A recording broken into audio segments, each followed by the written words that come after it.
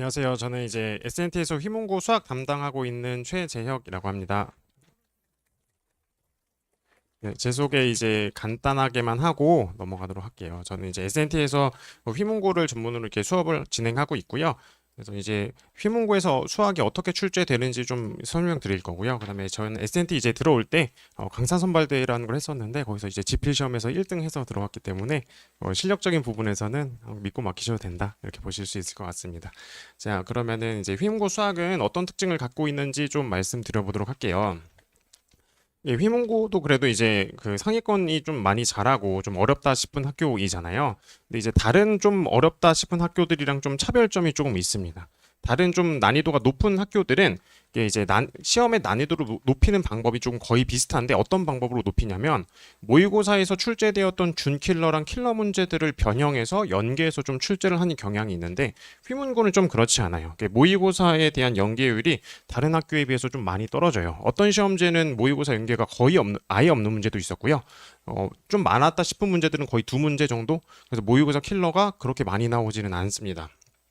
어떤 부분에서 좀 변별력을 주냐면 좀 계산량이 많이 복잡합니다. 계산이랑 제가 여기 실수 유발이라고 써놨는데 이 실수 유발이라는 게 뭐냐면 케이스 분류를 좀 되게 많이 해야 되는 문제들 이런 것들로 이제 변별력을 주게 됩니다. 그래서 계산량이 좀 많이 복잡하게 돼 있어요. 이게 작년까지는 휘문고가 20문제, 그 객관식 10문제, 단답형 10문제에서 총 20문제를 출제하게 됐는데 올해부터는 24문제로 좀 늘렸거든요. 근데 이제 20문제였을 시절에는 계산이 더 많이 복잡했어요. 1번부터 좀 계산이 많이 복잡해서 좀 계산을 좀 잘하는 친구들이 좀 유리한 시험이다. 이렇게 좀 보실 수 있습니다.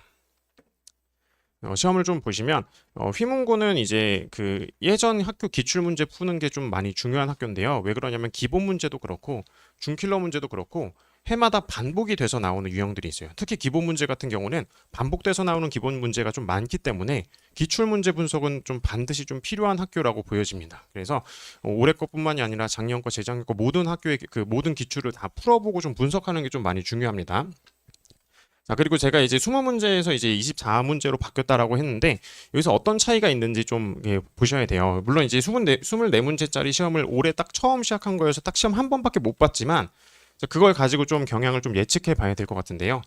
자, 기본 24문제를 보면은 이게 이제 객관식은 조금 쉽게 나왔어요. 작년 기준으로 말씀드리면 객관식은 조금 쉽게 나오고 단답형에서 조금 그 변별을 좀 줬어요. 단답형이 10문제, 객관식 10문제, 단답형이 10문제여서 단답형이 10문제가 좀 되게 많은 문제거든요. 이게 같은 시험의 난이도라 하더라도 단답형의 양이 많아지면 점수대는 좀 내려가요. 이게 찍을 수가 없어서 좀 점수대가 내려가요.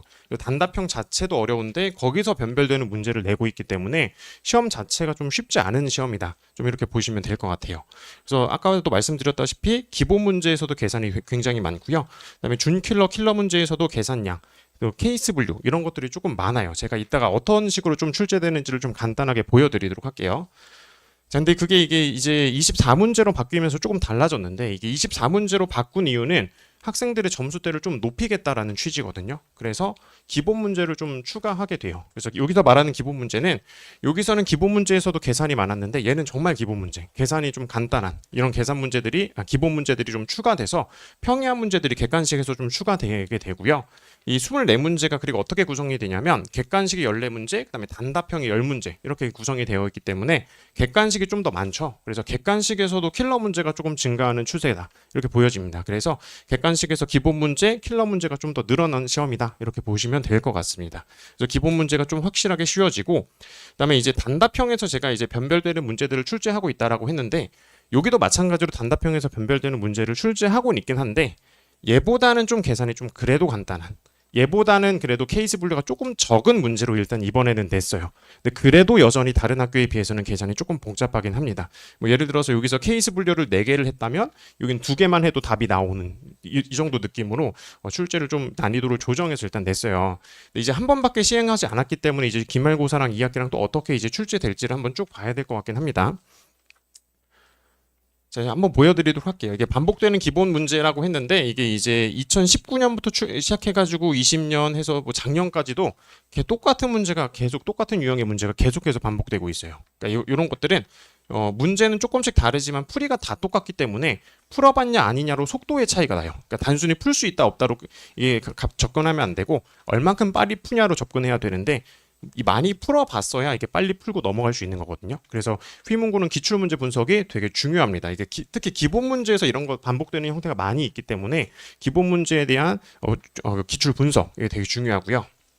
기본 문제뿐만이 아니라 준킬러에서도 반복되는 유형들이 또 반드시 있거든요. 20년에 냈던 거를 작년에 또 내기도 하고 이런 식으로 해서 준킬러 문제에서도 반복되는 유형이 충분히 나오기 때문에 기출 문제 분석은 너무 중요한 요소가 될 것 같습니다. 그래서 기출 문제 분석이 매우 중요하다. 기출 문제를 좀 많이 풀어보고 좀 거의 외우다시피 좀 많이 복습해야 된다. 이런 학교의 시험 특징을 가지고 있습니다. 자, 그리고 아까 제가 모의고사 같은 경우에는 연계율이 좀 많이 떨어진다고 했었죠. 근데 이 모의고사가 좀 무시할 수 없는 게 어떤 한 해는 킬러 문제 두 문제를 그냥 모의고사 기출해서 변형해서 낸 적이 있어요. 작년에도 마지막 기말고사에서 그랬었고 24년에 중간고사에서도 킬러 문제 두 문제가 모의고사 두 문제로 그냥 바로 변형돼서 나왔고요.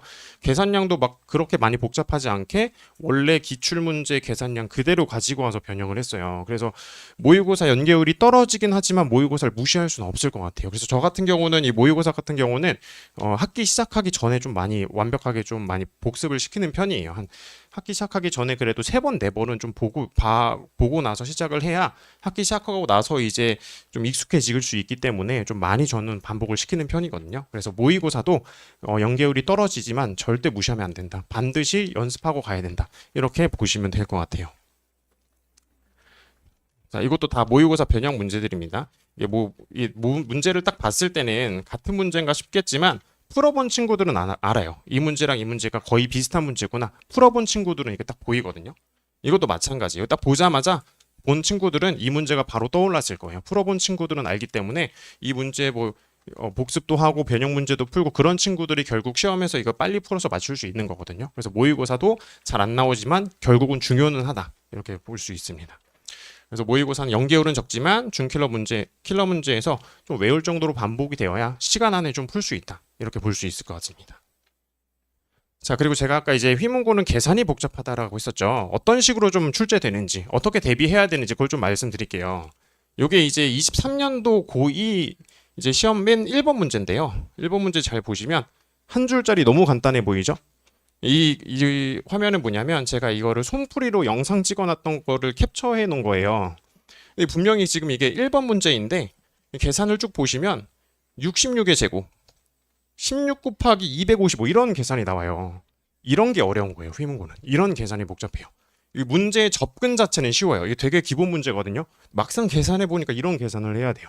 그래서 제가 이제 막 엄청 잘하는 친구들 말고 좀 기본적인 친구들한테 이거 풀려보면은 100이면 100 다 질문해요. 이거 답이 안 나온다고. 풀이 방법 맞는데 왜 답이 안 나오냐고 다 질문해요. 이거. 계산이 너무 복잡해서 계산력을 좀 반드시 이제 좀 공부를 시켜 주셔야 됩니다. 계산력 키우는 방법은 제가 뒤에서 좀 말씀을 드릴게요. 어떤 식으로 저는 계산력을 키우는지 좀 말씀을 드릴 거고요. 요거는 이제 기본 문제 1번 문제고요. 그 다음에 준킬러 킬러 이제 변별이 되는 문제에서는 어떻게 좀 계산량을 늘리는지 이것도 좀 한번 보여드릴게요. 위에 있는 이 사진은 이게 뭐냐면 같은 유형이거든요. 얘네들은 같은 유형인데 위에 있는 사진은 그냥 기본적인 시중교재에 있는 좀 고난도 문제예요. 이 유형에서 이제 난이도를 높이는 방법이라고 하면 이런 식으로 미지수를 좀 많이 넣어요. 그래서 평소랑 풀이가 다르게 어떻게 풀어야 되지를 생각하게 이제 문제를 출제하게 되거든요.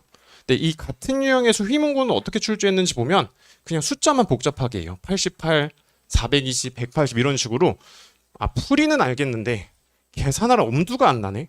이런 식으로 출제를 하게 됩니다. 그래서 이런 연습을 좀 많이 해줘야 고득점이 나오는 학교다. 이렇게 볼 수 있을 것 같고요. 밑에는 이제 우리 순열과 조합 친구들이 순열과 조합 좀 어려워하죠. 거기서 나왔던 킬러 문제인데 요거는 문제가 답이 56이거든요. 이걸 일일이 다 세는 게 답이었어요. 세는 문제였어요. 56개를. 또 풀이 방법을 알더라도 중간에 하나 놓치면 그냥 단답형이었으니까 중간에 하나 놓치면 그냥 틀리는 거거든요. 그러니까 이런 식으로 조금 아이들을 좀 어렵게 해요. 그래서 수학적인 센스가 정말 뛰어난 이런 친구들도 그냥 까딱 잘못하면 틀리는 거예요. 이런 것들은. 그래서 이런 것들에 대한 대비를 좀 잘 해줘야 되는 시험이다 라고 보여지고요. 근데 이제 이거는 20문항일 때 이렇게 출제되었었던 거고 지금은 24문항이기 때문에 요 정도까지 복잡하게는 조금 안 나올 것 같긴 해요. 근데 이제 한 번밖에 시험을 안 봤기 때문에 두 번째, 세 번째 시험 또 어떻게 나올지 좀 지켜봐야 될 것 같긴 합니다. 이렇게 내도 다 맞는 학생이 꼭 있어요. 다 이게 만점 나오는 학생들이 있기 때문에 학교 선생님들이 다 그렇게 내시는 것 같아요. 출제를 갖다 할 때. 자, 그래서 이제 휘문고에서 수학을 좀 잘 하려면, 고득점을 받으려면 어떻게 해야 될까를 좀 보셔야 되는데, 휘문고는 이제 좀 수학적인 센스가 좋은 학생, 그 다음에 센스는 좀 부족하지만 성실하게 문제를 많이 푸는 학생을 비교해 봤을 때 얘가 더 점수를 많이 받는 학교예요. 왜냐하면 계산량이 복잡하고 케이스 분류가 많기 때문에 꼼꼼하게 세야 되거든요. 그래서 수학적인 발상력이 되게 좋고 센스가 좋은데 공부 안 하는 친구들 있죠. 가면 다 무너져요. 여기 가면 이게 계산이 해본 적이 없기 때문에 그 계산을 시간 안에 해결할 수가 없어요. 근데 대신에 그 계산을 많이 연습했던 친구들은 오히려 점수가 좀 잘 나옵니다. 그래서 어떻게 보면 좀 계산이 많이 있는 시험이 좀 별로인 시험처럼 보이지만 이런 걸 보면 좀 그래도 합리적인 좀 시험이 아닐까? 좀 이런 생각도 들긴 합니다. 그래서 많이 연습했던 친구들이 점수가 잘 나오고, 제가 이 많이라고 써놨는데 이 많이라는 게 뭐냐면 많은 문제량을 말하는 거기도 한데 틀렸던 문제를 반복적으로 많이도 의미하기도 합니다. 그래서 틀렸던 문제를 반복적으로 많이 푼 친구들이 계산에서 실수를 더 적게 하거든요. 그래서 그런 친구들이 점수가 좀 잘 나오는 시험이다. 이렇게 보시면 될 것 같아요. 자, 그리고 이제 그래서 어떻게 하면 좀 시험을 잘 볼 수 있냐? 두 가지를 저는 좀 가장 중점적으로 공부를 시키고 있는데, 첫 번째는 계산이 복잡하기 때문에 계산 실수 없애기. 이게 가장 첫 번째고요. 계산이 많다 보니까 타임 어택이 되게 심해요. 그래서 푸는 방법을 알더라도 시간 안에 푸는 거는 좀 많이 어려워요. 시험 자체가 계산이 너무 많아서. 두 가지를 좀 잘 잡아야 좀 시험을 잘 볼 수 있어요. 자, 그럼 이제 이 계산 실수는 어떻게 없애냐? 이게 이제 계산 실수로 틀린 문제라고 하면은 정말 실수인 것 같지만 그 문제를 시간이 지나고 까먹었을 때 다시 풀면 똑같은 계산 실수로 또 똑같이 틀려요. 대부분 그래요. 계산 실수로 틀렸던 문제들은 한 50% 이상은 똑같은 계산 실수로 똑같은 답을 내서 틀려요. 대부분 그래요. 그래서 틀린 문제 같은 경우에는 정말 스스로 풀어서 맞출 때까지 반복해야 돼요. 그래야 내가 이 상황에서 이렇게 착각을 해서 실수를 하는구나가 데이터가 쌓여서 이 실수가 줄어드는 거예요. 일단 이 훈련을 먼저 해야 되고요. 그 다음에 아무리 잘 풀어도, 아무리 푸는 방법을 다 떠올려도 시간 안에 못 풀면 끝나거든요. 타임 어택 훈련 반드시 해줘야 돼요. 타임 어택 훈련은 실제 시험지처럼 만들어 놓고 실제 시험처럼 시간 재고 푸는 연습, 요걸 말하는 건데 요거 반드시 연습을 많이 해줘야 돼요. 이건데 이제 학생마다 이게 언제 노하우가 좀 생기는지가 좀 달라서 최대한 많이, 이 타임 어택은 최대한 시간 되는 대로 최대한 많이 연습해 주는 게 좀 중요한 시험입니다. 저는 그래서 이제 이걸 대비해서 어떻게 좀 수업을 하는지를 좀 간단하게 말씀드리면, 일단 휘문고 맞춤 교재를 일단 사용합니다. 이게 왜냐하면 다른 학교와 다르게 복잡한 계산이랑 실수 유발 이걸 좀 중점적으로 연습을 해야 되기 때문에 얘네들을 좀 많이 모아놓은 교재를 좀 수업을 하고요. 그 다음에 모의고사랑 그다음에 휘문고 기출 문제는 완벽하게 좀 분석이 되어 있어야 돼요. 얘네들은 특히 이제 개학하기 전까지 완벽하게 분석이 끝나 있어야 개학한 이후에는 계속 연습만 좀 할 수 있는 거거든요. 그래서 개학하기 전까지 얘네 3명은 좀 잘 완벽하게 좀 마스터를 해야 되고요. 그 다음에 타임 어택 훈련은 좀 반드시 해줘야 됩니다.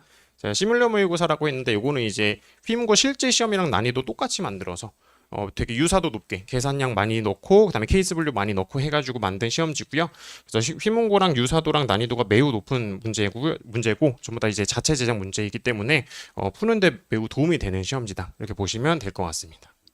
그럼 이제 타임어택이라고 제가 정규반 말고 타임어택반을 따로 만들었어요. 휘문고는 타임어택이 너무 중요한 시험이 학교다 보니까 타임어택반에서는 킬러 모의고사를 진행하게 되는데 요거는 시뮬러 모의고사보다 그러니까 실제 시험보다 조금 어려운 난이도. 그래서 조금 더 어렵게 연습해야 실제 시험에서는 체감 난이도가 더 내려갈 수 있는 거거든요. 그래서 좀 더 어렵게 연습해서 계산 너무 많고 케이스 너무 많은 문제들을 시간 안에 풀어내는 연습 이런 것들을 좀 많이 연습하게 됩니다. 그리고 이제 기본적으로 24문제가 딱 정해져 있긴 한데 어디에서 난이도가 높을 건지는 다 시험지마다 조금씩 달라요. 어떤 때는 맨 마지막에서 난이도가 높을 수도 있고요. 어떤 때는 앞쪽에서 난이도가 높을 때도 있어요. 그렇기 때문에 좀 다양한 케이스로 모든 경우를 다 대비할 수 있는 이러한 시험지로 수업을 하고 있습니다. 자, 그리고 제가 이제 실수 없애기라고 해가지고 되게 중요하다라고 했었죠. 그래서 저는 그거를 복습 프린트를 좀 많이 시켜요. 애들한테 틀렸던 문제들을 똑같이 만들어서 풀리고 거기서 또 틀린 문제들은 또 풀리고 그래서 본인이 스스로 다 맞춰서 해결할 때까지 계속 무한 반복해서 풀리는 이 복습 프린트거든요. 그래서 요걸 좀 많이 보고요. 그래서 저는 앞에서 했었던 이 타임 어택이랑 킬러 모의고사, 시뮬러 모의고사 이런 타임어택이랑 그다음에 복습 프린터 이 두 가지를 되게 중요하게 생각합니다. 이 복습 프린터 같은 경우에는 틀렸던 문제들을 모아놓고 보면 점점 양이 많아지거든요. 그래서 점점 해결하는 걸 뒤로 미루게 되는데 이걸 끝까지 다 해결한 친구들이 결국 성적이 좀 잘 나오고 이렇게 되는 것 같아요. 그래서 그 두 가지를 좀 많이 연습을 시키고 있습니다. 그래서 뭐 클리닉이랑 피드백 이렇게 다 수업 때 나가게 되고요. 요거는 이제 제가 작년에 저희 반 들었던 휘문고 학생들 얼마큼 성적 변했나 이렇게 되는데 잘 보시면 2등급에서 1등급, 3등급에서 1등급 이렇게 오른 친구들이 많은데 이 친구들이 전부 다 타임어택 그 모의고사 꼼꼼하게 풀고 복습 프린트 열심히 반복해서 풀었던 친구들이 이렇게 좀 성적이 오르는 것 같아요. 휘문고 시험 특성상 이게 계산이 많고 하기 때문에 이게 최상위권의 실력을 가진 아이들도 점수대가 좀 떨어지는 경우가 있거든요. 이런 아이들이 그 틈을 비집고 올라가서 좀 1등급도 받고 이렇게 되는 시험이라고 보실 수가 있을 것 같습니다. 네. 그래서 저희 휘문고 시험에 대해서 간략하게 좀 설명을 마치고요. 여기까지 해서 마무리하도록 하겠습니다. 감사합니다.